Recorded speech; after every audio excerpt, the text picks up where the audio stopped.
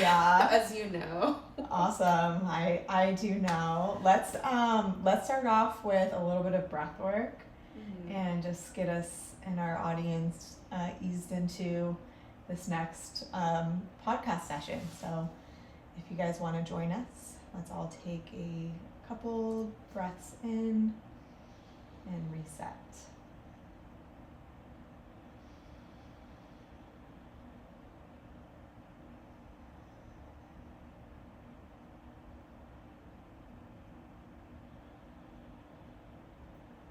Okay. Open your eyes once you're ready. That always feels so good, and I always forget how easy it is that you're just literally like 2 deep breaths away from feeling so much better. Yeah. Just a couple deep breaths, a couple inhales and exhales away from like calming your nervous system before starting anything. Yeah. Whether it's like a meeting or a podcast or, you know, something fun. Like I've been incorporating that more in the human design course I'm taking when I do like my homework sessions with people. As just like I'm so excited when we start that I like to now like just take a moment to like both reset. So yeah, it's a good tool to have. Agreed. What are you grateful for on this beautiful day? I mean, obviously there's so many things, but what I will bring to this moment right now is that I'm grateful that this week unfolded in the way that it did, because it felt really stressful at first, but now I feel like I'm coming out of it and I feel more grounded and just more ready to get back, not to life as usual, because we'll talk about that more later, but just getting back to interacting with life how I want to. Yeah. So I feel grateful for the process of this week. Okay, nice. Yeah. What about you? I'm grateful for my nephew Jude's. I got to spend like several hours with him and my sister-in-law yesterday, and she calls it the witching hour, but there's like his afternoon or like early evening naps are always the hardest for him to like fall asleep. She calls it, or Mom calls it like his teenage mode, because he just like and you guys, he's like the perfect baby, literally. He's so sweet. I cried when I saw him. Oh my god, he's so sweet. Anyways, and so I got him to go to sleep, and he like fell asleep on me for an hour, and I just was like taking it. It was like meditative. Like I just was like appreciating the moment as it was happening, and just like didn't have my phone on me. I was like in his nursery, in the rocking chair with like him passed out on my body, like just to know that he felt so safe in my arms for him to like fall asleep, and that I like could just like be there in that moment. It was just so precious. So that's what I'm grateful for this week. And there's a lot of other things too, but nothing is precious. I love that. Yeah. What about highlight and low light of this week? Yes. Let me see. I wrote down some little notes for myself. Okay, my highlight actually happened yesterday. Okay. And it was honestly just cleaning up my space and organizing, because I know that this is a big week. It's full moon and eclipse, and I've been feeling a lot of things, but actually going through the motion of clearing out some of the things from my space helped me feel so much better. And just so much, I felt like I could enter into today more reflective than worrying so much about like whatever little bullshit mess I left for myself. So that was my highlight. Do you want me to go into low light, or do you want to do yours? Okay. No, yeah, go for it.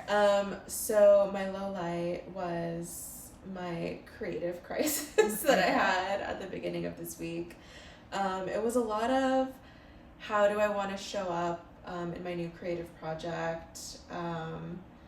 It was a lot of just like cyclical crazy making thinking of how do I want my Instagram grid to look, and like what patterns of posts should I be doing, and it just felt like way too much, and I was also over consuming other people's work rather than just focusing on what felt important to me. So it was just like all a recipe for disaster, and I just felt overwhelmed. So that was definitely my low light, and I feel like I've gotten out of that too as this week has come to, or as it's coming to a close. But yeah, my little creative crisis. There's so many things I want to say, but I think it happens to all of us creatives. But I'll go into my highlight and low light, and then we can dive a little bit deeper in both.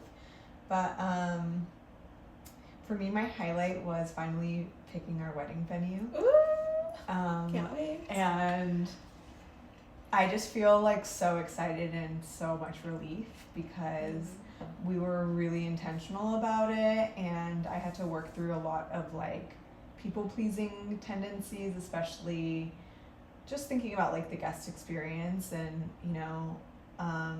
it also like allowed for a moment with Aaron and I to like talk about, well, what does this mean for us, and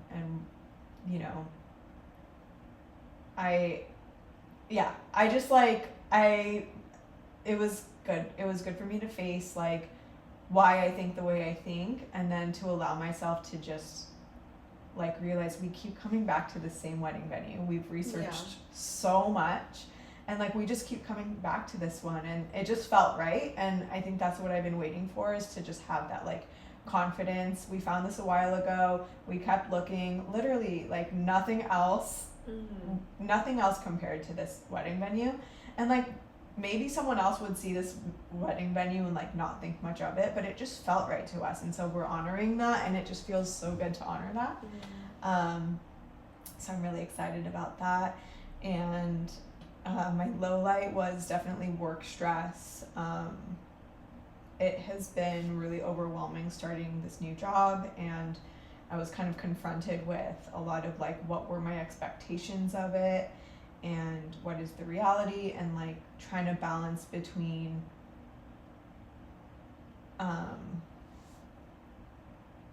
like honoring my true feelings versus like trying to stay optimistic. But it was difficult because I don't know, just like facing how my ADHD pops up when I have way too much on my plate, and not feeling like safe in the environment to say like, oh, I have undiagnosed ADHD and like this is, but instead of saying that, I actually am really proud of myself because I have found a way to like share with my manager what works for me and what doesn't, and like kind of a plan forward. And this job has been so much more supportive than my previous job, and my manager is like such a good coach. And so even through the low light of it all, and like through like the stress of it all, I still do feel like I've up leveled. It's just like difficult, So yeah, that's a quick overview. But I feel you on that. The stress with the up level, I think, is something that I forgot about. Maybe because it's been a while since I felt like, oh, this feels like a big up level for me, or this feels like a big shift in my life.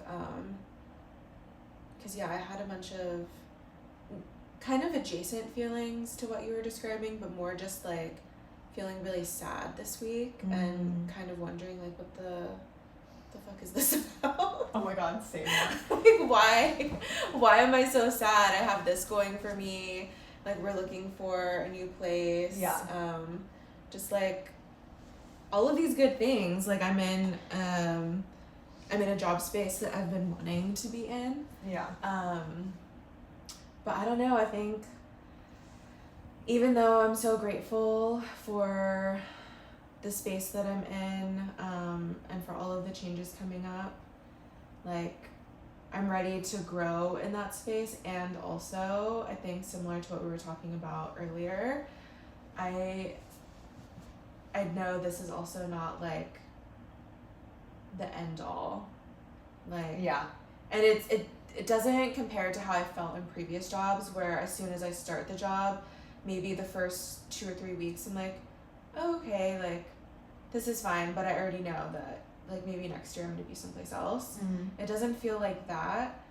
It feels like I'm so excited to learn and like grow here, Yeah. and just see all the things that I don't know that I'm really interested about, and take that with me.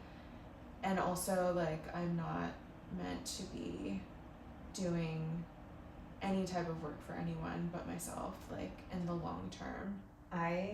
You could not have said that better in how I feel about this job too. Mhm. Like, I am so excited to learn from these people and learn from the structure of this new org, and I like really admire the leadership, and like there's so many things about this job that I'm so grateful for and excited about, and at the same time it has just been me facing like, yeah, this is an incredible environment, but it's not aligned for me for long term. And I feel like I've been maybe this kind of leads into the eclipse questions that we were discussing earlier, but it's just facing again that I have a vision for myself of what like my ideal life looks like and what my career and purpose looks like for a reason. And as much as I can grow and learn in this environment, I think that I'm always going to be fighting with this side of myself of something still feels off, and it still feels like a struggle for me because I'm trying to like fit myself into this like corporate box, and I'm just not it's just not aligned for me. Like I don't know, I'm neurodivergent, whatever.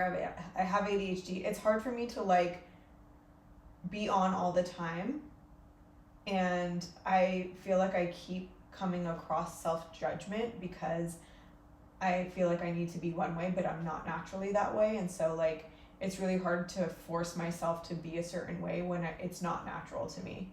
And I think like I'm ready to let go of that. Like it feels like I'm torturing myself being in like these structures that don't suit what like is natural to me.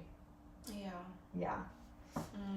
Should we launch into, well, okay, before we close out on that, well, do you want to say anything else? One thing that popped up, because I was feeling so like weirdly sad and like depressed this week, and eclipse energy, and like that honestly affects my body, like it does. I know that we text each other around like full moons and new moons. I can't sleep, like I just feel restless, and so this week has just felt even more heightened with everything. What is making you sad? I think it was just the energy of the eclipse, like.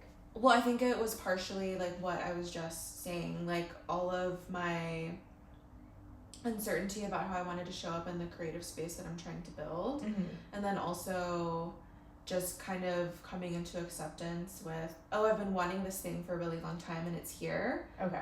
And also, this is not going to fix this part of my life that I thought it was going to fix. Like, it's a great up level and I'm going to learn a lot and I'm really grateful. Yeah. And also, this is not it for me. Yeah. Like, forever.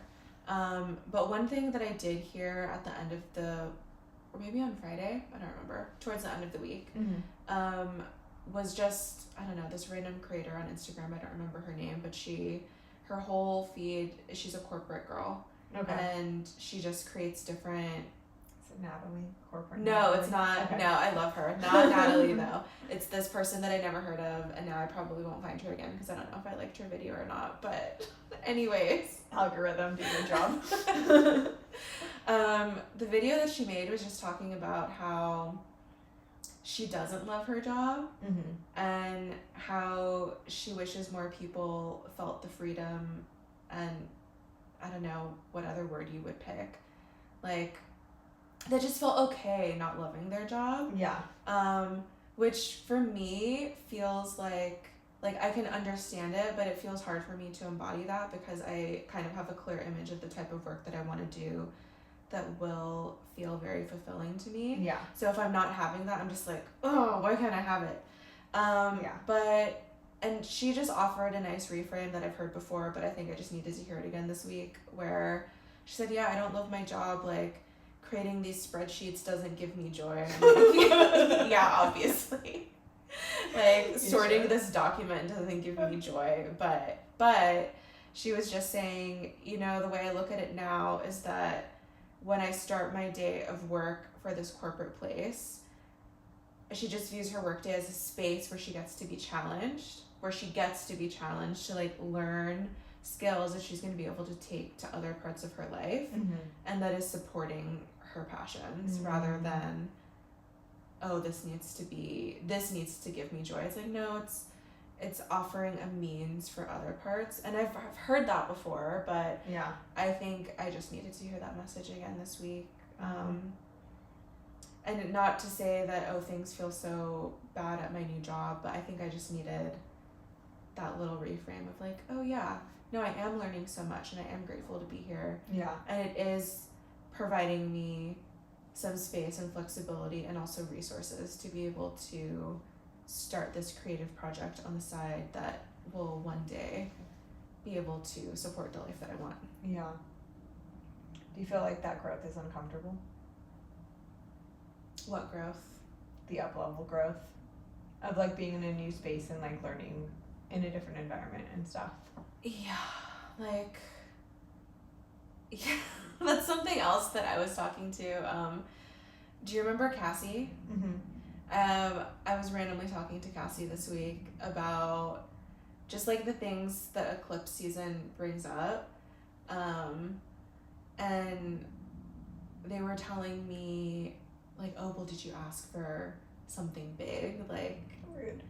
Like, and I basically was like, yes, I did, and all of things happened, and I'm starting this new project, and like I'm starting to show up for myself differently. And then when I think about all the work that it's gonna take to get from where I am to where I want to be, like my tummy hurts, like thinking about like the discomfort of all of the work I'm gonna have to put in and all of the ways I'm gonna have to change, which sounds so silly when you say it out loud, but I'm just like, God damn it, literally the only thing that's getting in the way of what I want is just, it's action. It's just showing up for myself. Like, yeah, that's it. Or showing up for myself or showing up for the thing or being focused, like, that's it. And it sounds so easy, but it's hard. It's hard. Discipline is difficult.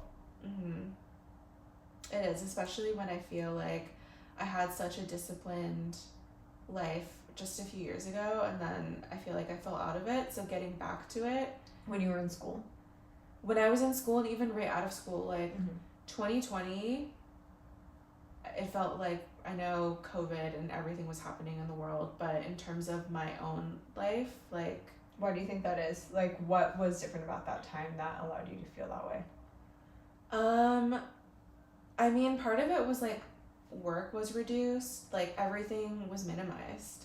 So basically, I mean, I guess looking at it from that way, you could say, okay, well, my life needs to be minimal. Like, I need to not be doing a bunch of different things and just focus on just a few things.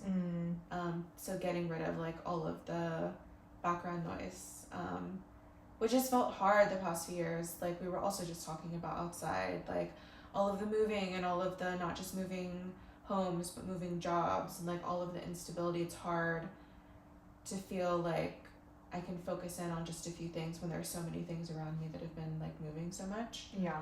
But yeah, I hadn't thought of it that way. Like, oh, well, what else? Like, how could you recreate that today without the pandemic happening? I know. But yeah, I guess it would be literally like just decluttering my life and only focusing on a few things at a time, not trying to solve everything at once. Does that feel like the truth? Does that feel right? I mean, yeah, I think I have the tendency of wanting to just do everything at once rather than being okay with, okay, one thing at a time. Yeah. Because that's just kind of naturally where I go, which we just saw when I was like, I'm going to build my website. And then I'm like, I don't need my website.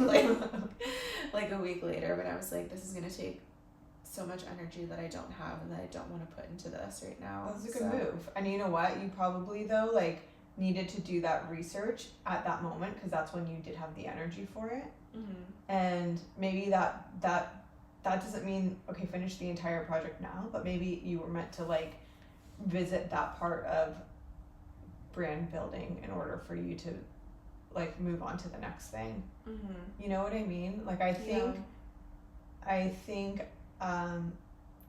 as a generator in human design, it's natural, like as we were saying, it's natural for you to have these like big grand ideas, like, and multiple of them at the same time.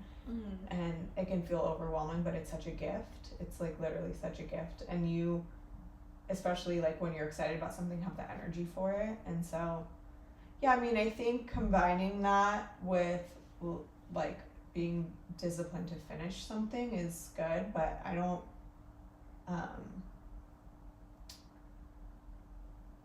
I think I just want to frame it as a gift because I think it is one. So yeah, but it's good that you recognize like, okay, I'm gonna take a pause here and I'll revisit when I'm ready to revisit it, instead of feeling like, oh, I started this so I have to finish it right now. You know.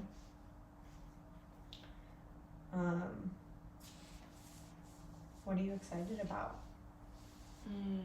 at the moment?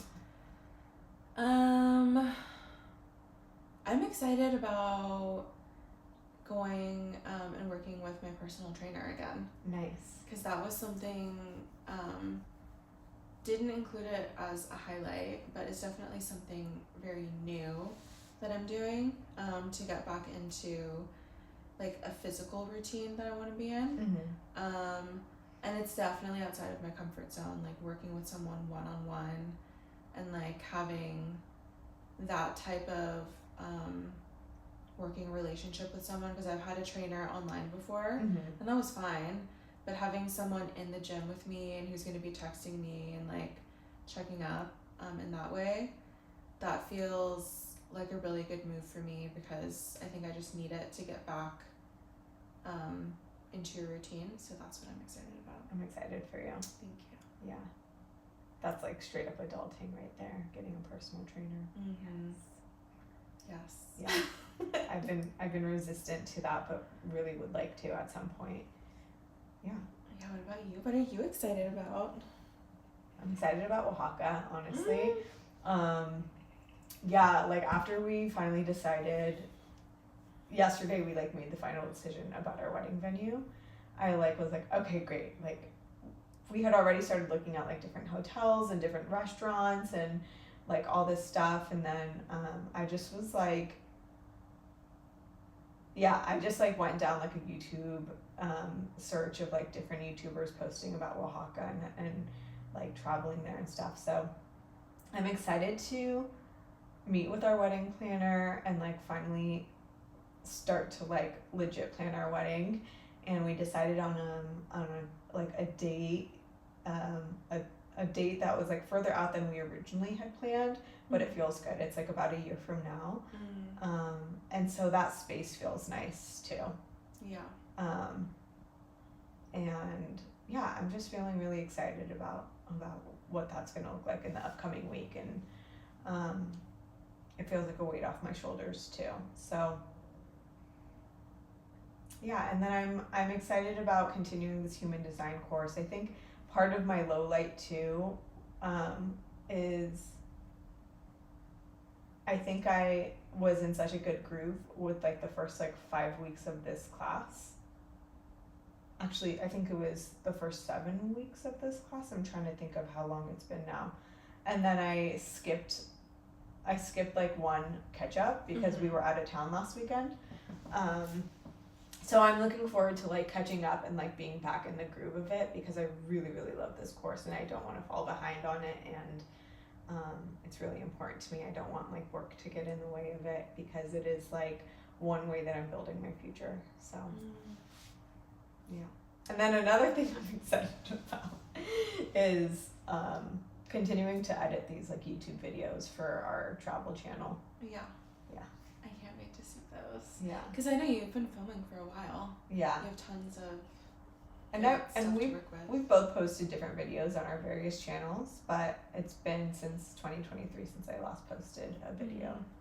So, yeah, I'm excited to keep going, and it's nice to reflect and watch these videos back. Yeah. It's actually so interesting because this is such a tangent, but I feel so much less judgmental of myself watching myself from like 2 years ago versus like if I watch myself like from a recent video.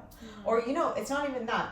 I think that I've just become more accepting of myself as the years have gone by, that I think I'm cute when I like watch a video of us. I'm like, oh, we're so cute, we're having so much fun. And before I would have like maybe been hung up on like my appearance or what I sounded like or whatever. So yeah. Ooh, I have another thing that I'm excited for that you just reminded me. So the expressive art facilitator training that I was telling you about. Oh yeah. They finally posted their landing page for it. Okay. And I'm pretty sure I'm gonna sign up for it. It starts in January. Okay. But it feels like what I might like to offer, or like when I work with people, a type of framework that I would like to use. And it goes over like, we'll be working with like visual art and written art, so like poetry, and also movement, which before might have felt kind of inaccessible to me, but after I've been doing dance for like over a year, it feels like, oh, I could do that. Yeah. And then also, and you've done YTT and yeah. And then also voice, which I have been really wanting to work with someone who would help with like a chanting practice or just like a voice practice. Yeah. Because there's so many people that, I mean, of the creators that I follow or that we follow, Lizzie being one of them, or even, what's her name, Chantress Siba. Okay. Yeah. But just yeah, her voice is so beautiful. It's so beautiful, but you can tell that she's just singing from an embodied place. And that's what it is. It's not like she's scripting everything It's out. not scripted. No. Yeah. And so I think that that's such a beautiful tool to have, and like it would be so cool to like have workshops where I'm just incorporating a bunch of different creative flows rather than, I don't know, sitting and talking with someone, like having it be more of a creative expression rather than like we're nitpicking stuff. I don't know, it feels really, that's cool. I like that. I'm excited for you. Yeah. So I think I'm gonna sign up for it. I'll keep you posted. I've seen other stuff like other influencers or leaders or whoever who have workshops to like work on your voice, but not for singing, but more for like expression, or like kind of like learning how to come from like an embodied, confident place or whatever. But it's like working with the voice and the vocals and stuff. So that's I like kind of the other version of it though, where like kind of the more spiritual side and learning how to chant. I feel like there's something in the middle there for me that I'm interested in now. I kind of am like gonna be open to invitations about like what that could look like for me in the future. So I'm inspired by you as usual. I'm surprised. Thank you. Yeah, let me know how it goes. That sounds so exciting. I would totally be interested in doing something like that with you. Yeah. But I have my somatic trauma-informed certification program coming up at the end of September. Oh, shit, and that's right, in a few weeks. Yeah, and it's going to overlap with the human design course, so that's just like too much already going on for me. Yeah. So, yeah, I don't know. Again, I'm like, I want to be able to give it my all, and I hope that I can. I think it's going to be a little bit more intensive than the course I'm taking right now, so I'll have to figure out a balance between the two. Yeah. Between work and taking the course and wanting to, because I really like the idea of just being a full-time student and not not working. You know, like I just want to throw myself in it. Like I want to read and reread everything, and I want to like be a like, you know, A+ student, and like I want to know all the answers, and I want to watch everybody's like discussions and homework assignment. Like I just want to literally throw myself into this human design course, and the fact that I like can only do what I can only do, it kind of like kills me a little bit, you know? Yeah. But I also didn't want like me working full time to stop me from doing it. So this is like my compromise of like I'm gonna give it all that I can, and like not be hard on myself for not having the energy and space and time to like dive deep as deep as I want to as my Scorpio self. I feel that though. I've also had moments where I'm like, why can't I just be a student forever? But also, like, you are a student forever, and I think that just popped into my head just hearing you talk.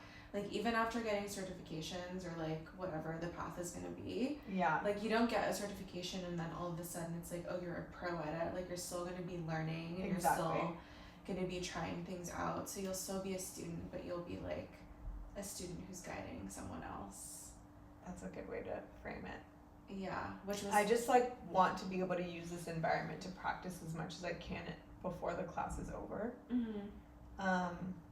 Because it's so cool, like the way that it's formatted is so cool, and I don't want to like lose that like community aspect of it. Like once the class is done, do you know what I mean? It just will be different because we're in a class environment together, and so I don't know. I mean, I guess the other thing is Erin Claire Jones offers like a level 2, and so there's always an option for me to take the level 2 at a different time when I'm like out of the corporate grind.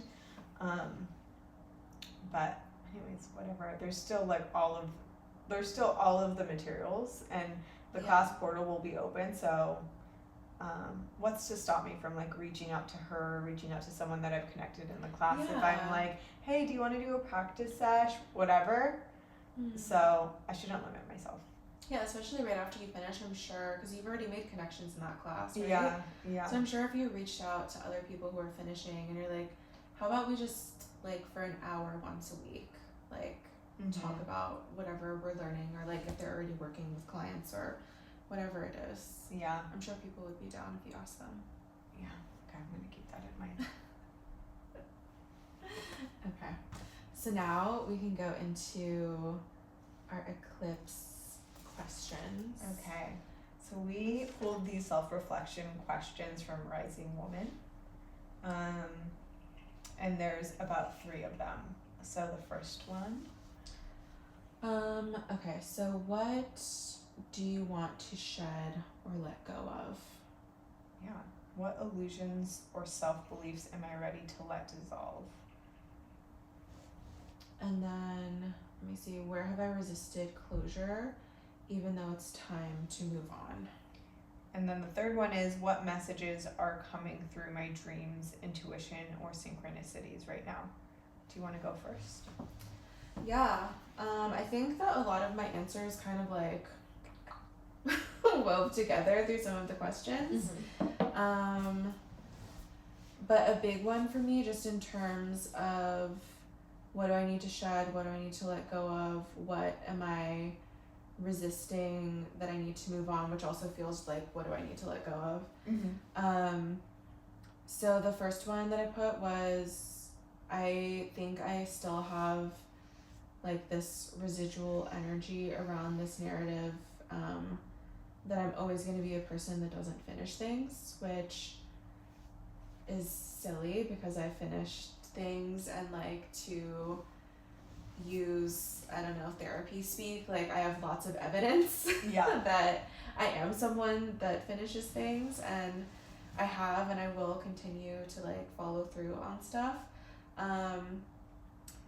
But I still have, I think I still am clinging on to a little bit of that story, just because there are a few areas of my life where that has been the case for many years, where it's like, oh, I'm not fully letting go of all of my physical items that I've been carrying around from place to place, or I have these creative projects that I've started and stopped, and is that what it's going to continue to look like as I start building this new project that I'm really excited about? So I think obviously that thought is not helpful to me, and it doesn't feel like I'm going to continue that pattern, like with this new way that my life is taking shape. It really doesn't feel that way, and it also doesn't feel like another one of those times, like I'm sure maybe you felt this too, like whether it's New Year's or whether it's like a full moon or a new moon, and you're like writing your intentions or like whatever down, and you're like, oh, this is going to be the time where I let it go, and then it's not the time that you let it go. But it really, there's something about this time in my life where there are just so many shifts in the direction that I want it to go in, and I'm filled with so much energy around this new project and around this vision of how I want my life to be, that I don't know has been as consistent already as things that have come up in the past. And maybe that's because the other things weren't as refined and as aligned as they needed to be, for me to like pursue them further.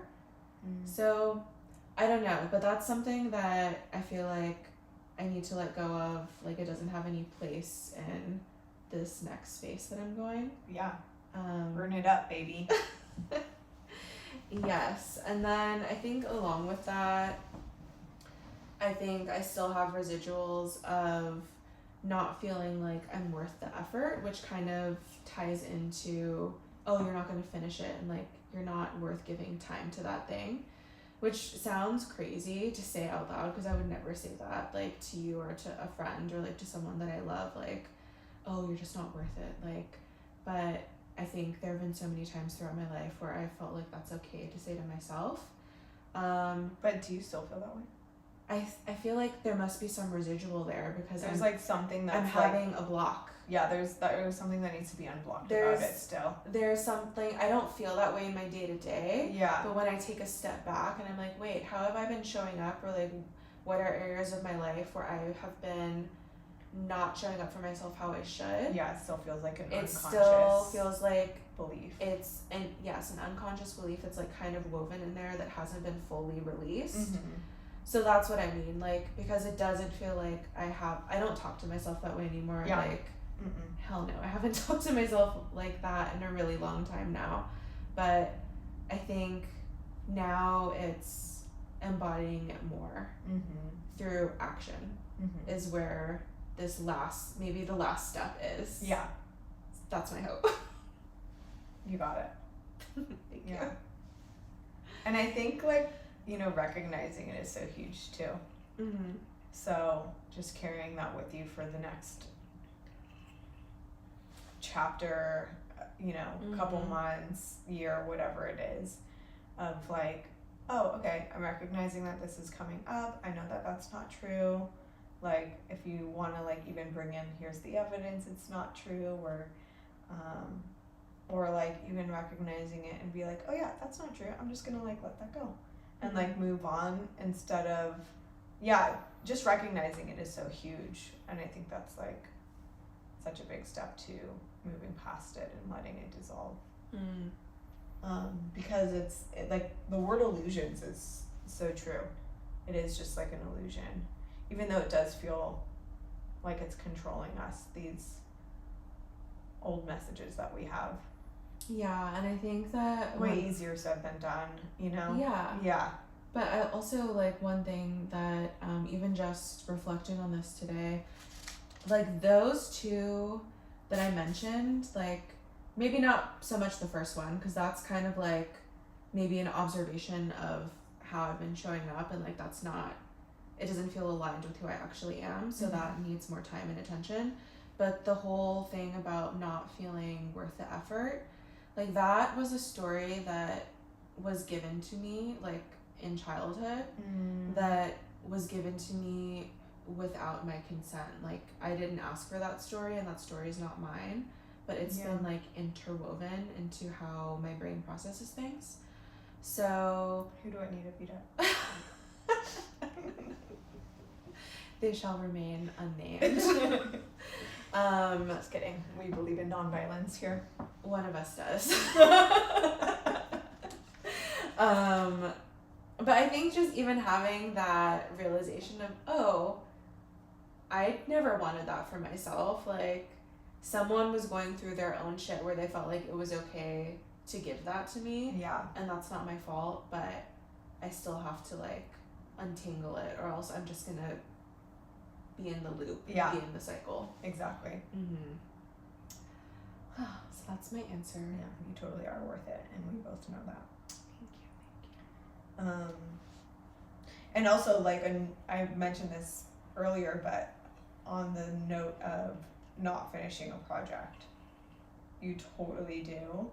And also, what does finishing something even mean? Like, is it that you haven't reached a goal? Like, or is it, I feel like maybe sometimes things just take a different shape. And so maybe that could be a reframe too of like, oh, what am I perceiving as something that I didn't finish? But maybe it still is in my life. It's just, it has reshaped itself. Yeah. Right? And, yeah, I don't know. I think like maybe allowing yourself to release some judgment around what that looks like and what that means. Yeah. And like even hearing you say that, like the two that come to mind, one is my physical space, which we talked about at the beginning of this year, that I feel like I had this big realization that I've been holding on to things since I was a kid to fill a space, and that has manifested also like throughout my life, different periods of like having really bad relationships with food or like emotional eating, and like how those two are really connected. And so I had that realization, and I was so like, I started so strong and like clearing a bunch of stuff out, and then I just kind of stopped. And so when I say like, oh, I'm someone who doesn't finish things, like that's where my mind goes first. I'm like, oh, it took me all of these years to finally have this realization. Really? Okay. And then now that I had this realization, now that there's been a stall, even though like when you take a step back and you're like, okay, but you've been alive for almost 33 years and you just had a stall for a few months after you had this big realization and other life stuff going on. Yeah. Like that's how my mind processes that. Yeah, but it's not like you stopped and then never went back. Like you literally, I don't see it that way with you either. Like as your friend, I feel like you've been clearing your space and you've been way more intentional about your space over these last several years. Yeah. And like sometimes it's like, sometimes it is allowing other things in life to happen and then like going on and like going through and like decluttering again. So I don't know. And with decluttering, you know, that's something that I have been obsessed with for years and also can relate to this, like just held on to so much stuff for so long. And still like, I think that I'm so good at not accepting new things into my life. Yeah. And I've built so many practices, and yet it's still difficult because like, for example, people in my life are so generous and loving and always want to give me stuff. And I don't want those things because like I'm working on having a more minimal life and only having things in my life that I need, or, you know, like I'm being very intentional about it. And so, yeah, I mean, it's not like this super easy thing to like always be clearing out your space. It's also very emotionally involved and time consuming, and sometimes you still need stuff, and it's just about like having the space to organize. Yeah. And like space can be an issue and organization can be an issue. So it's like, honestly, what I found with decluttering is it's really like not as simple as like, oh, I'm just gonna like throw a bunch of stuff away. Like for me, and I think Aaron like laughs at me about it. Not like, I just don't, he's naturally minimal, but he also has a different life than me and a different life experience than me. But it's so easy for him to like be a minimal person. Yeah, so is Eddie. But like and so it's interesting because I'm like, oh, it's emotional for me. Like it's not just stuff. It's like, for example, I have a box of all of my journals and stuff, and like some of it is like old work journals. I'm like, I should go through them. But I actually may have thrown those away already. But now I'm going on a tangent and I'm forgetting why I wanted to even bring this up. But I guess just to say, like, don't be hard on yourself about it. And you've already made so much progress when it comes to your decluttering journey. And it's, I don't know, like, pretend it's me. And what would you say to me about it? Do you know what I mean? Yeah. True. I feel like it's okay. Yeah. Like, take your time. And, you know, hearing you talk about also how you've gotten better about like having boundaries about things you accept too. I think that's something I'm gonna log in my own brain as like evidence, because I've gotten so much better at like not buying extra things. Or like if someone gives me a gift that I don't actually want, I will be like, that's okay, like I can take it to Goodwill or I can give it to someone else, like, or whatever it is, like I don't feel a pressure anymore to and that's huge. Keep it.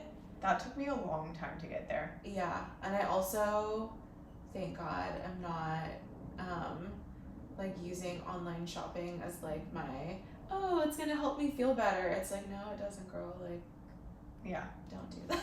Yeah. So all of those habits have gotten better.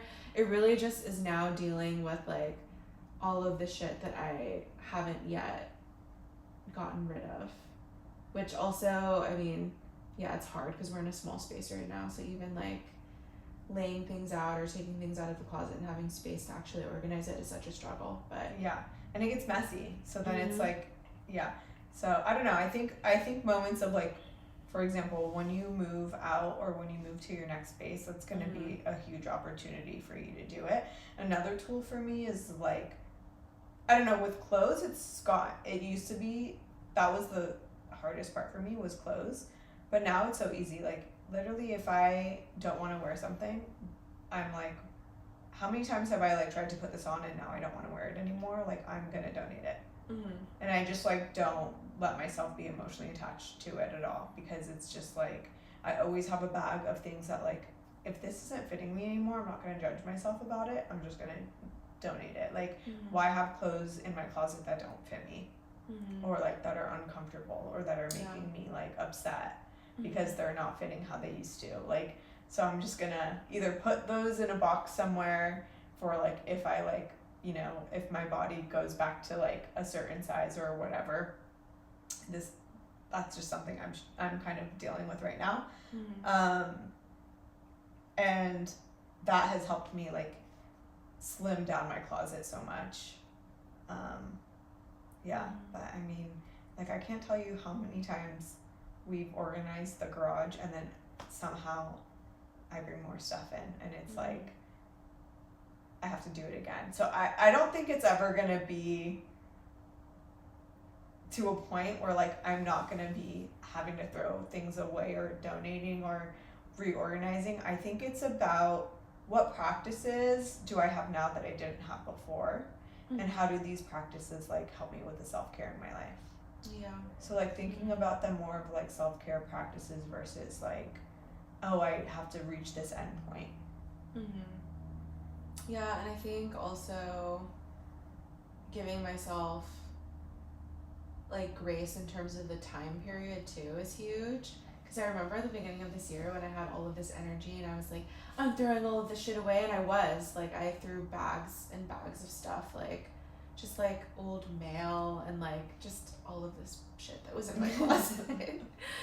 So many things. Happens. And I was like, I'm gonna get all this done in the next 2 months. I'm like, no, you're not.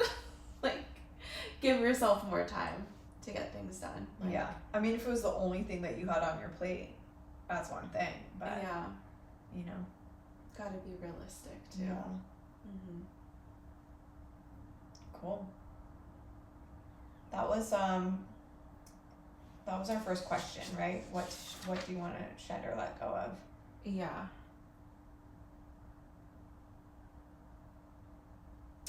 I'll answer the question. I don't know if I did.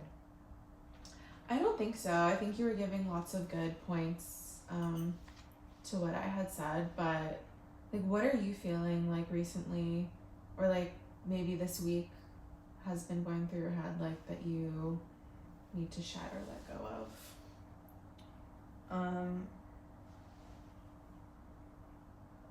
I think like I've found myself disappointed as I'm like going through this up level at work, because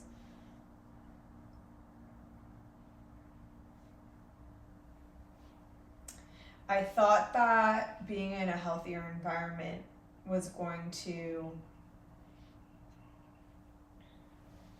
like make me less stressed. And instead it's just like a different kind of stress. And my nervous system is still like on the fritz, to be honest. And what that looks like for me is overwhelm, brain fog, digestive issues. Sorry, TMI, everyone. That could be many things. Yeah, just like my body not feeling great, and like my mind not feeling clear, and like having nightmares and dreaming about work. Like, so it never feels like I'm getting a break. And then if I like make a mistake, even though I like fix it, or even if it was minor, like it literally keeps me up at night. It feels like too much. It just feels too much. And I think it's just like another reminder that this work environment, whether it's design or admin, working a 9-to-5 where I'm supposed to work 40 hours a week, working for someone else's business, making sure that I have all of their stuff like organized and scheduled and this and that, like basically putting all of this energy for someone outside of myself, for someone outside of myself to thrive. Like, I'm ready to let go of that, because I would so much rather be putting that energy and time and care into my own purpose and my own business. And so I think I've like been getting to this point, but I'm just done. Like, I'm just done saying no to myself about starting my own business. And I'm kind of, at the same time, there's like logistical things that I haven't been able to, you know, for example, like remodeling my home and then waiting for like the second phase to be finished, and I had to wait for PG&E to like put us on their timeline, and now that timeline has come, so it feels like the time is coming.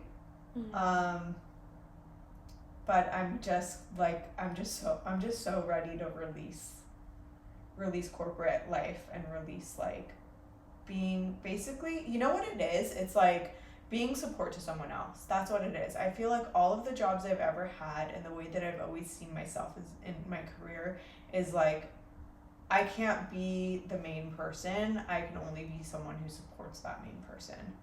Like, I can't have my own, like, it was like a lot of like, I'm not smart enough, or I'm not like skilled enough, or what, like, it's not, the theme is usually like, I'm not enough for this. And that like, I'm only of use if I'm supporting someone else. But I never really allowed myself to like be like, all of this time and energy, if I put it into myself, like I will be successful. And now I'm finally at that point where I know that I will be successful. I just need the time and the energy to do it. Yeah. I need to believe in myself, and I need to like not procrastinate about it. So that's where I'm at. Okay, we're back. Part two. We took a stretch break And a cookie break. And we have tea going. So I may get off screen for a moment to finish that up. So we went over what we wanted to shed, what illusions or self-beliefs we're ready to dissolve. Is there anything else you wanted to share from that before we move on? Yeah, I think I forgot to turn the page when I was sharing before, so my bad. But what you were just saying also kind of ties in, I think, into the list that I made for myself. So it's more of the illusions and self-beliefs that I feel like I'm ready to let go of or just let dissolve away. Because it's all about the business stuff. Like, that's what I was writing on mine. Okay. And so, like, one of them, which I don't fully believe this, I think this is more just like, it's so different and I'm still kind of like afraid of something not working out, even though like there's such a deep part of me that just feels like all of this is inevitable and everything's going to work out. I put that I'm incapable of making my business be both fulfilling and supportive for the life that I want, because it feels like such a huge thing. Like, starting from this place of, like, as you were saying, being in the habit of being someone else's support, or constantly being in a support position but never really the one who's like calling the shots, or like the one who's in the position of power. Yeah. So it just feels like a huge transition. So that's one that I want to work through. Another one I put was feeling like I need to have it all figured out before I start putting stuff out there or like working with people. Which obviously no, like all of the people who we admire like started off some point like years ago and they've just been putting in the work. Yeah. And even their early stuff, like I did deep dives. Like when I decided that I wanted to go this route, Yeah. I did deep dives on creators that I love, like all the way back to their first post, just to see the evolution. And I still like what they were writing in the early days. It looked a lot different than how they show up now. Yeah. But it's still, like, there's the thread of themselves that you can still see through all of their work. So I don't know. That's just, it's still something that I feel like right now is just almost like an intrusive thought, like as I'm like working through stuff. It's not something that I necessarily like deeply believe, but it just keeps popping up right now. Yeah. God, it's so relatable. Yeah. And then my last one, like, and again, all around business and around my new creative project, I put that people won't want to interact with what I put out. And then I'm like, no, the right people are going to find you. Yeah. Like, they'll find both of us in our own little niche and like in our voice, and they'll want to interact with us. 1,000%. Want to like buy our offers and like work with us and all of that. Like, your people will find you. Yeah. I'm listening. It's tea time. Yeah. So I mean, those are things that specifically around business and like what's going on right now for me. Yeah, just it doesn't feel like they're useful to me, and it's probably just like they're growing pains of trying something new and trying to show up in a different way. But yeah, that's my addition to that topic. Yeah, and your people will find you. Yeah, and I think another thing, like, or what was it, like 1 or 2 months ago, we were walking in Mill Valley, and remember when I was like, I don't know, I feel kind of delulu, but I feel like I could just create something that is gonna be just as impactful or just as big as like these other creators. Yeah. Because I don't sit in that delulu energy, girl, cause yeah, exactly. I'm not even trying, like, it's not about comparison, it's about like when I read or like take in someone else's work, I just know in myself, I'm like, I can absolutely create something that is at this level, or it's just my own spin on it. I mean, even the post that you started sharing on your new Instagram, the writing is incredible. I mean, I was just like, it like literally, and not just because I love you, but like it literally made me just want to stop and like engage with your content, because not only were the visuals beautiful, but the writing is just so deep, and you have such a gift when it comes to writing. And it's like giving Rising Woman vibes in a way, but your own. Like you have your own voice, and I know that people are gonna instantly be like magnetized to you and drawn to you. And so yeah, I think that's a great thing to let go of like that idea that you have to be at a certain level or at an expert level or whatever. Like what you have now is probably so helpful for other people, you know? So just like share it, and yeah, it's definitely gonna resonate with people. Like there's no doubt about it. And you just have so many great creative ideas, and I do see you as a disciplined person. I think you do have the discipline to like put that stuff out there, whether it's in whatever form it is, whether it's like through Instagram or through a workbook or whatever offerings that you have in mind. Yeah. Thank you. Yeah. Thank you. Was there anything else that you wanted to add? No, I'm good. I'm ready to. We can move on to the next question. Okay, so I'll pull up how Rising Woman frames it again. So where have I resisted closure even though I sense it's already time to move on?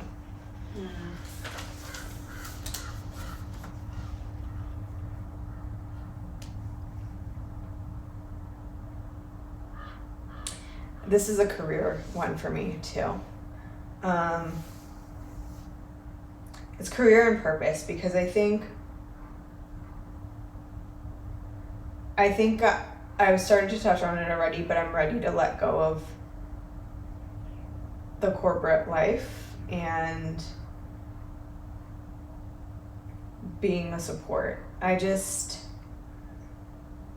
think I've come to this point so many times already where I know that I have a bird's eye view of things, and that I do have a genius within me, and I'm not allowing myself to tap into it because I'm continuing down these misaligned paths.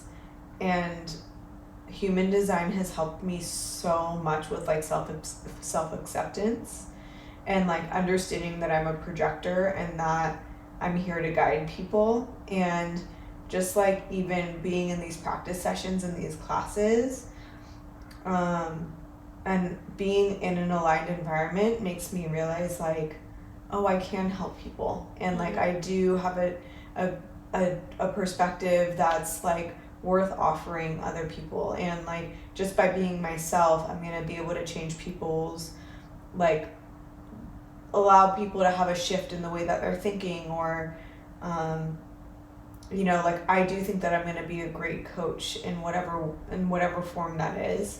And so I think I've always wished that I would get to a point where I was like confident in that, and there were so many things that were holding me back, and like, oh well, what would this person think of this, and you know, is this a smart idea, or you know, like, is it worth leaving a job where I'm getting paid X amount and to like go and rent out my house and move to another country and potentially live out of our van and travel and work on, you know, like building a coaching client, like all of these things, but I'm so excited about them, and I can't do them if I keep holding on to like this false identity that I'm holding on to.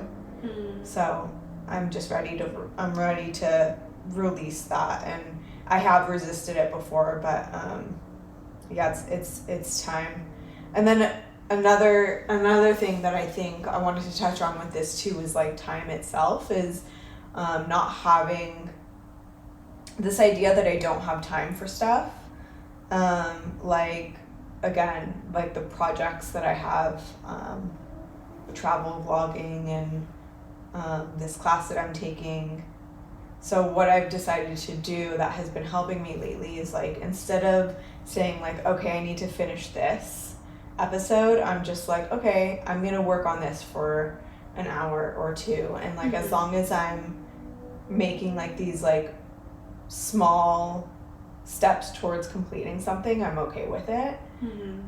There's no real deadline. I like don't want to keep putting deadlines on myself because then it adds more stress, and like this is something that I'm doing because it's fulfilling and exciting, and not I just want to release the pressure on myself. I think that like life is better when I just like allow the fun thing to be the fun thing. Yeah, so I'm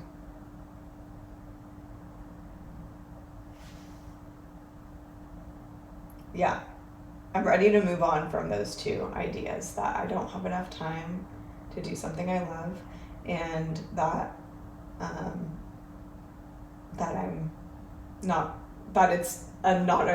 ready to release the idea that it's not a good idea to like have my own business and just like close this chapter of life, because just because other people don't see it doesn't mean like I'm wrong. It just means that like I have a different perspective of my own life. Yeah. You know? And I think that like there was a lot of like well-intentioned guidance that I get from people who love me of like You're so nice about that. I am nice about it because I know that it's coming from a place of love. Like, I'm just gonna be real about it. Like, owning my own house and having like a career that pays like an X amount of money, that I get paid pretty well. I think that a lot of people probably would see this and be like, oh, okay, you're in a really great place. Like, don't do anything to fuck it up. But for me, I'm like, I don't want to be miserable anymore. And like, I'm not miserable because I have so much love in my life and like so many great relationships, and I have a great relationship with myself, and like I'm so grateful for my life, and so that makes me not miserable. But like it's almost like being like having a good attitude also stops me from like making a change, because just because I can be happy here doesn't mean that it's fulfilling. And I know that what I really want is to like travel the world with like Aaron and Gunnar and rent out this place and not worry about car payments and like car insurance and house insurance and all of these fucking bills, like that are for what? Like I have a great paycheck, but the paycheck is going to paying all these expenses, and I'm just always gonna be in this freaking cycle, whether I'm getting paid, you know, 30K, 60K, 100K, whatever it is. Like it just feels like the more money you make, the more bills you have, and you're still in the same place. And I'm ready to like let go of that. Like I would rather have like I would rather make enough money to have like to pay bills, but then live somewhere different where like I'm not getting poisoned by American food, and I'm like I just want to be like time rich. You know what I mean?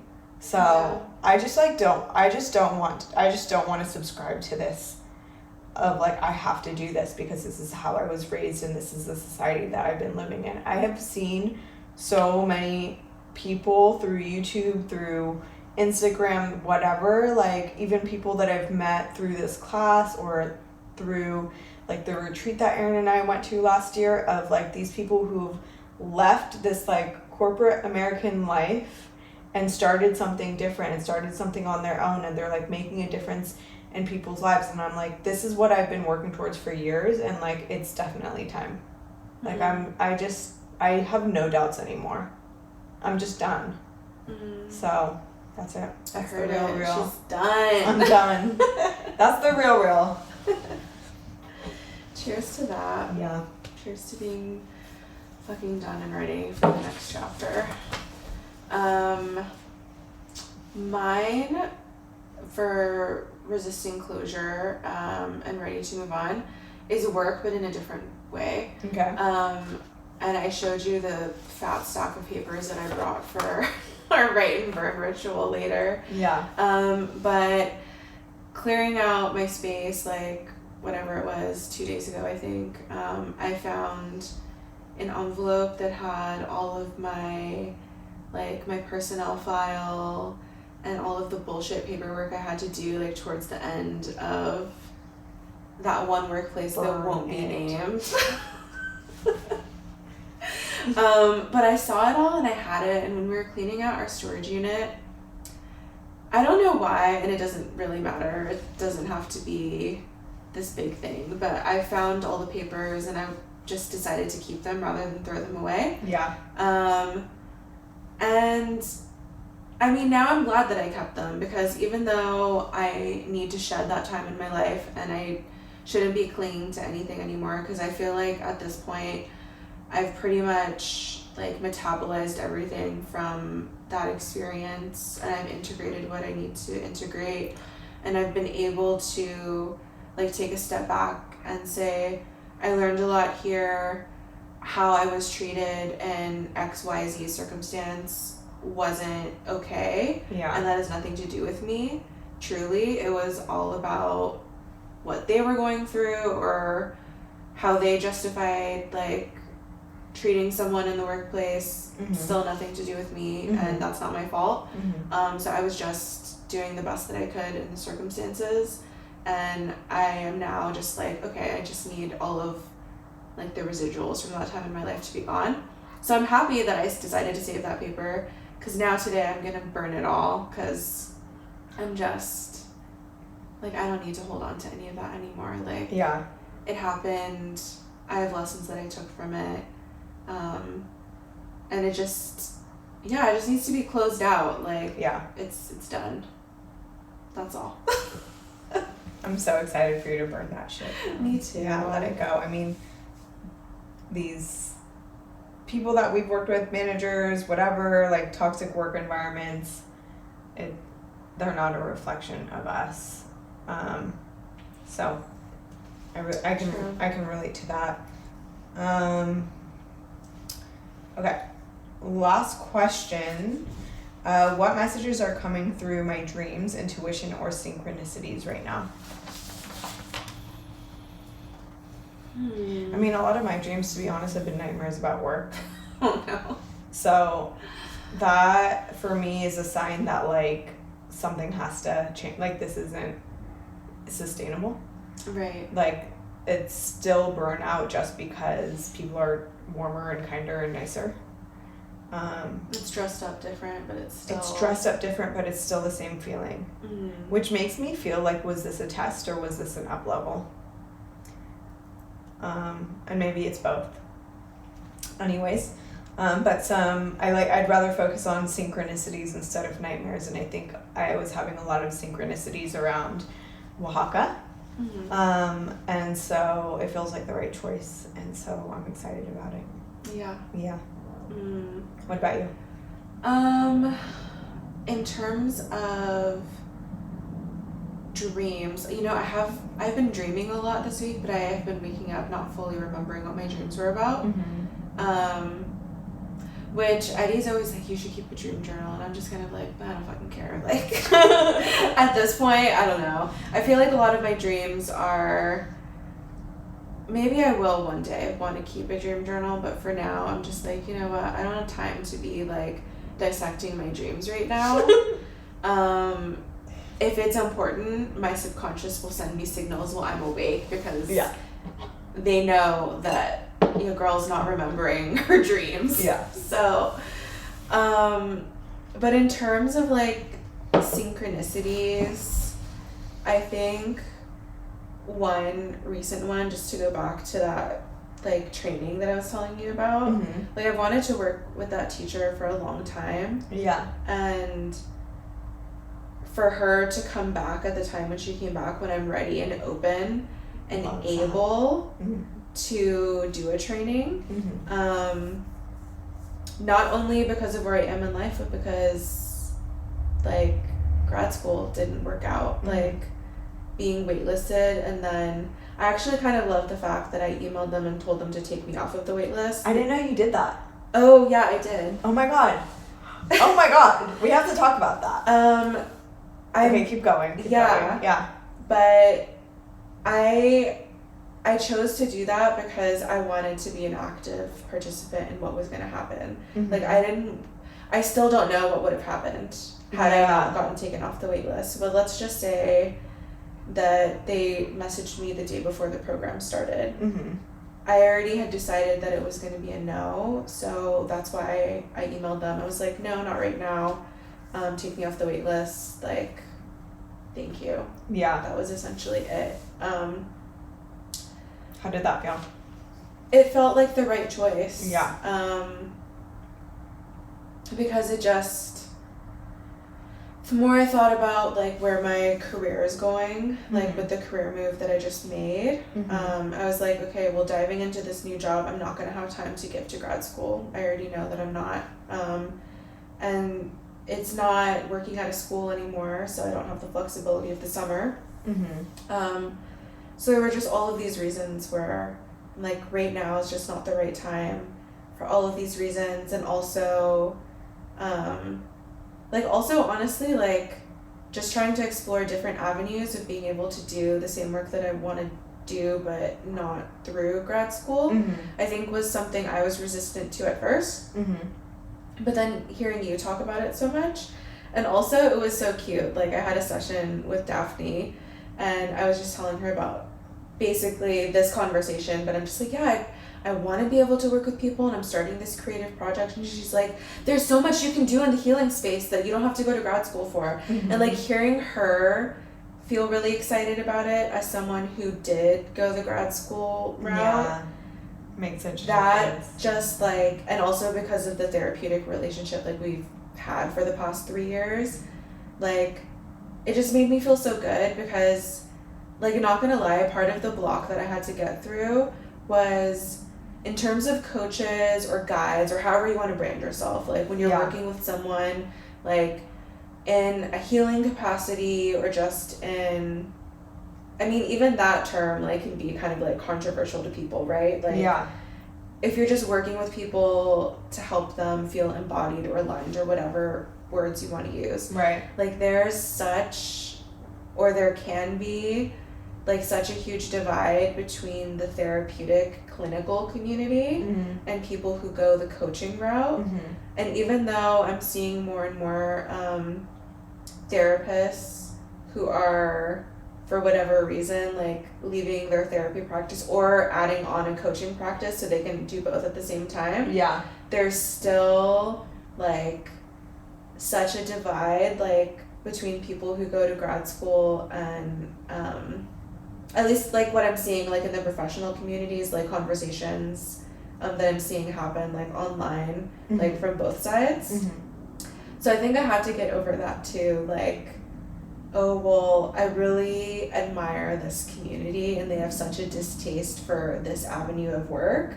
Like, am I missing something? Like, because when I first like heard about coaching, like I've gone to programs that coaches have done. Like, I've worked with a coach before. I don't know if we ever talked about that. I don't think so. But I've totally done a program with a coach that I found online and I really loved it. But also going through her program, I was like, you basically just took a bunch of different books that you read and like kind of reframed it a little bit and I was like, this sounds strangely like Atomic Habits, but with a different title, but okay.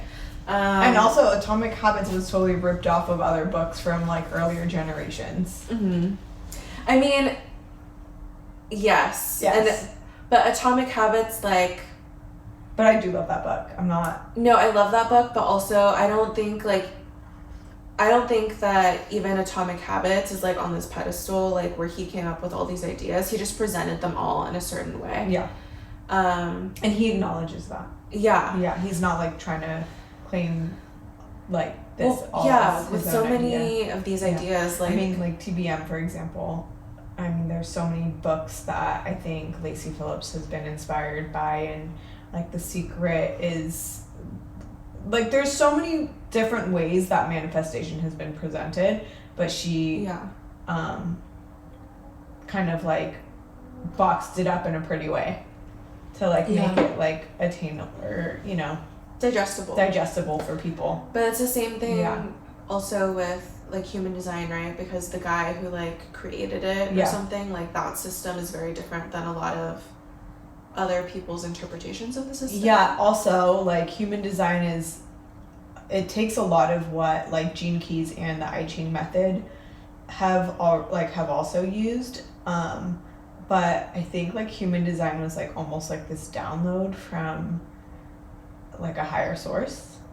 It's very interesting. It's a very like otherworldly origin story, but somehow it's still like pseudoscience and like pseudo spirituality. Anyways, we're on a tangent. It's okay. It's tangent and tea time. It's tangent and tea time. I love it. But no, like I think that was part of like going back to just having to work through in myself, like this perception of what does it mean to be a professional in the therapeutic community versus what is possible like in more of the coaching or like guide or whatever facilitator space. Yeah. And then just kind of being honest with myself, like, well, like what do I really want to do? Like, is it super important for me to be able to diagnose people, which is a skill that you get in grad school? Or do I want to move away from a model where you're pathologizing people for every single thing? Like, so it was just like such an important question. Because it was a conversation with myself that I needed to have. Yeah. Because also that's not how I think about it, even in terms of course there are people that have severe mental illnesses and they need that type of support. Like they need someone who has gone to grad school or who's gotten their PhD. Maybe they need medication, like they need more structure in that way. Yeah. But I mean there's a lot of also gray area in terms of just like even things like ADHD. Like there are some people that you talk to in the therapeutic community who are going to be like, the only way you're ever going to solve that is through medication. And then there are also coaches who work with people who have ADHD, who help them come up with different systems or help them become embodied in different ways. And it really depends on like what the catalyst for your ADHD was. Like, I mean, you know, Gabor Mate, like he has this whole philosophy of it being perhaps trauma, like as a root for ADHD. I just recently was seeing some clips from that, from him and talking about it and and like the things that live in the body that maybe talk therapy isn't going to be able to access, but you might be able to access it somatically or through arts or just through other means other than sitting down like and doing like a CBT session. Exactly. So like after realizing all of that, I think I'm more open to seeing, okay, well, how do I want my path to unfold?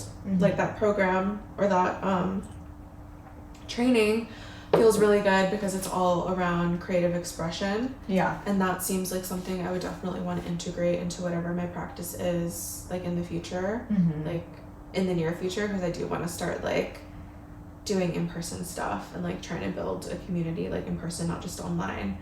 But in terms of like coaching, I feel like I'm definitely more open to seeing like, oh, well, if I want to add that on later in the future, or if I find a program that feels really good, I'll be more open to it rather than just being like, no, I'm not going to do that.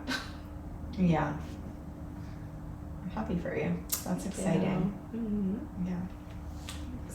Thank you for also inspiring me to be more open about it. You're welcome. I'm so like, it means so much to me that I could just inspire you by going through my own process. But yeah, I went through a similar process. For those of you who, you know, aren't aware, but I wanted to go to grad school and I kind of always wanted to become a therapist, and I went to school right out of high school and studied psychology and then switched to interior design, and always felt like this pull still to be a therapist, but really after uncovering all of it, it wasn't necessarily that I specifically wanted to be a therapist. It was that I wanted to help make a difference in people's lives. And then, you know, going through my yoga teacher training, I realized like there's so many different avenues of being able to like have a positive impact on people. And I don't necessarily want to work with folks that are like have severe mental illness or etc. I have a lot of that in my family, and it's not something that really pulls me. Like I want to be able to have more of a clientele of like people that are kind of like me and you, and or just people living their day-to-day lives, and like helping folks with different tools and create like creative outlet, you know, somatic healing, yoga. And I was thinking about it more from like a holistic wellness perspective of like, let's look at the person as a whole and like look at the different categories of their lives where they can enhance it through whatever ways like called to them or whatever. So, and I think going through therapy the past few years with my therapist Siobhan, she and I do a lot of like creative therapy as well as CBT. So we'll do like journal prompts, or like I'll do vision boards, or like mind mapping, or you know, we've even done in-person sessions where like we've done art together, and they've been all healing in different ways. And like I love that, and that's the kind of guide or coach that I want to be. Is like, just not everybody has these resources, not everybody knows about this, like you and I do, because we love this stuff, but I want to be able to bring that to people who might not, like, you know, go there on their own.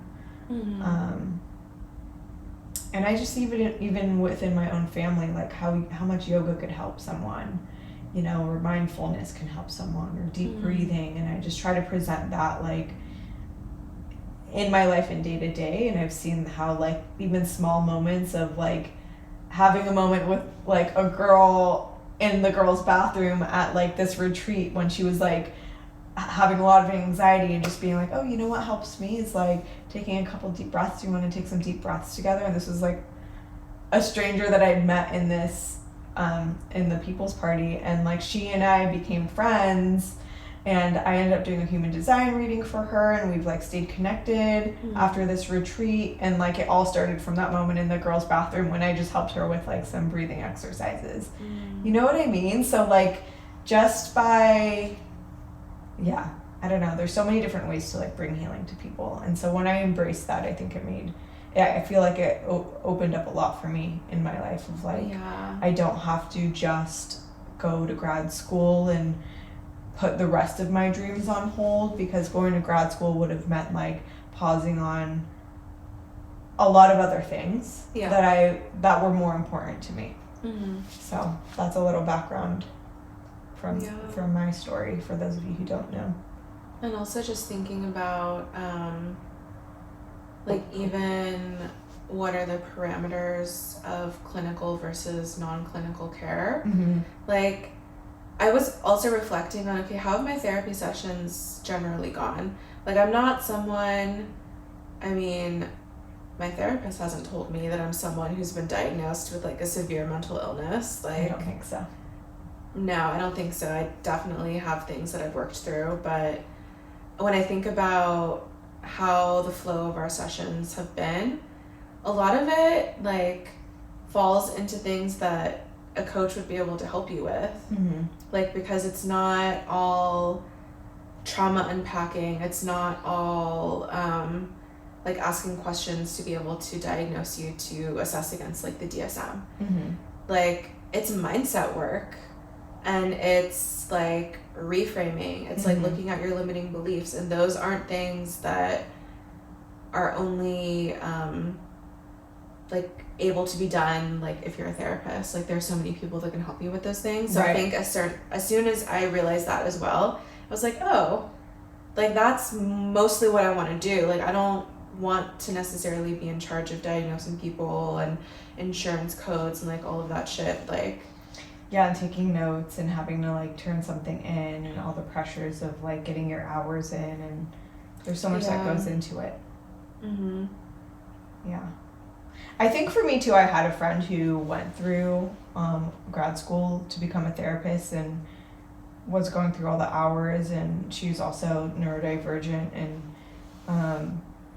I saw how much of a struggle it was for her, and she ended up just creating her own, like, I don't know, almost like wellness collective with like 2 other friends who also had like gone through therapy. So they basically were all like in like the therapeutic school, I don't know what degrees they got or didn't get, but they all decided to like leave that to like start their own thing and work with like indigenous communities and like different communities that meant a lot to them, and like queer communities and this and that. And like I think seeing my friend go through that also was like hindered me from going to grad school, because I saw how much she struggled over the years, because we met in college when we were both studying therapy, when we were both studying psychology. So I really saw from like the start to like where her career ended up being now,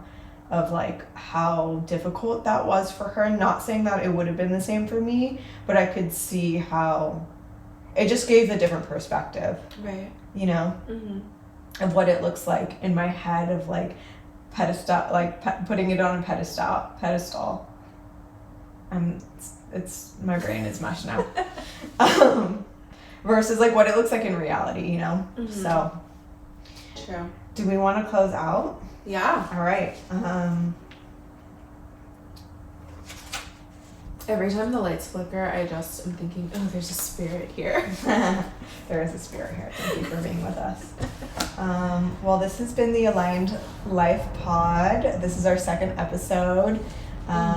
If you want to connect with us, we would love that. You go ahead. Okay, you can find me at JanineLayla.flow. And you can find me at Tending Your Wild on Instagram, and soon to be on Substack. Okay, yeah, this girl has a lot of great words in her. I don't know how to even say this. The words are in me. The words are in her. I'm gonna cut that out. That's gonna get edited out. We did it! We did it! Thank you, bye.